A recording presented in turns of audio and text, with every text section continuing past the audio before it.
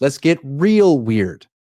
Aaron Rodgers, free agent, doesn't know what he wants to do. Might go to Mexico soon. Might go to a cave. Might stay indoors.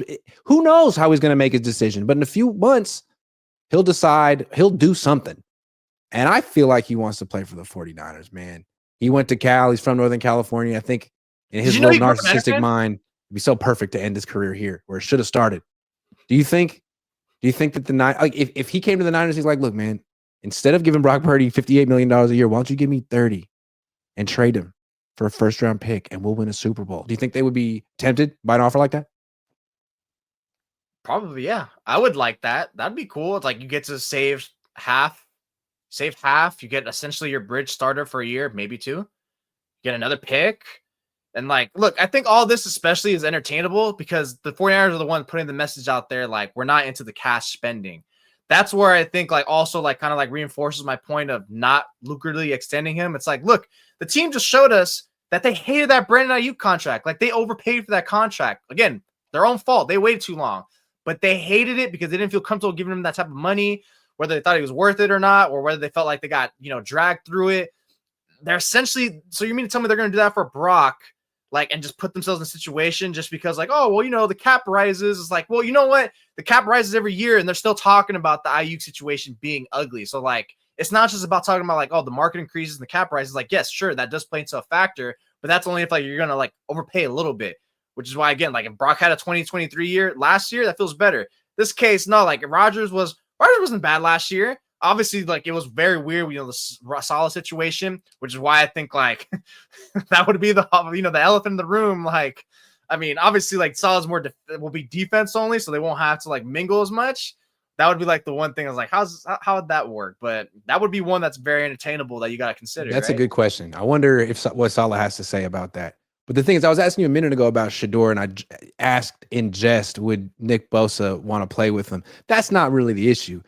I was joking. The issue was more like players on offense because we saw them do this with Trey Lance, and it wasn't about his personality or how it was about he wasn't ready and he was too young, and there was a lot of older players on the offense who had strong feelings about it. So if you were to trade Brock Purdy and draft Shedeur Sanders and say, hey George, guess what? Your new quarterback Shedeur. I can see George being like, really? I don't know about that. And Juszczyk and McCaffrey and Williams and all of them. We just love Brock. If it's Rodgers, I could see George Kittle being like, you know what?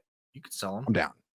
I mean, you could sell him on this. That. Yeah. I think the only slight difference why the 49ers would probably be if Shedeur was there and they did draft him, that they would be a little more ruthless to the offense or whoever else veterans wouldn't be okay with it is like, look, we're phasing you guys out already. Why do you think we're trying to replace most of the players left in the upcoming drafts? Like they could draft Shedeur, trade Purdy, and sign Rodgers if they wanted to. You can do all that. Okay, then you got to start calling which would be funny because now you're in a love triangle because the Steelers and the Aaron Rodgers are the ones talking to each other, and now it's like, okay, we'll take Rodgers. We'll talking to him, and we'll give you Brock for that 21st. Yeah. Quarterback needed team. Obviously, now you got Aaron Rodgers, Shedeur Sanders, Mac Jones. That's a really good quarterback room. One of those guys is going to be good. Better than paying Brock Purdy $55 million a year, man. It's way better than it's cheaper, and you have 3 guys and another first-round pick. Come on, Brock, I love you, man, but your ultimate act of service to the 49ers is going to be this trade that you are in soon. But I think that also there are probably the other option you could look at it. The other perspective look at it is like, wait, so you're going to also bring in Aaron Rodgers and like have Shedeur just sit for a year when he could start. So that's like another thing. There's a lot of like juggling here, variables. No. You sign Rodgers just to keep Kittle happy, and then you have an open competition, and then Mac Jones wins, and then you just go with the best player available. Man, it's what it is. That's disgusting. Everyone's happy. Disgusting work. A-Rod said to McAfee in 2023 he'd never play here. Dude, A-Rod says all kind of stuff all the time. A lot of things. That's the guy who his word I never take with any face value. He said he didn't get Robert Saleh fired. Yeah. Right? Okay. He didn't know. Sure.